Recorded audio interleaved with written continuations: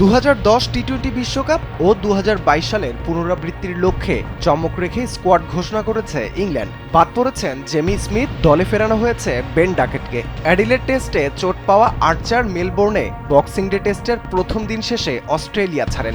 অ্যাশেজে 3 ম্যাচে 9 উইকেট নেয়া আর্চারও আছেন বিশ্বকাপের স্কোয়াডে। শ্রীলঙ্কায় টি-20 সিরিজ দিয়েই শেষ হবে থ্রি লায়ন্সের বিশ্বকাপের প্রস্তুতি। অধিনায়ক হ্যারি ব্রুকের নেতৃত্বাধীন স্কোয়াডের বাকি সদস্যরা হচ্ছেন Rehan Ahmed, Tom Banton, Jacob Bethell, Josh Buttler, Sam Curran, Liam Dawson, Will Jacks, Jamie Overton, Adil Rashid, Phil Salt, Josh Tongue ও লুক উড।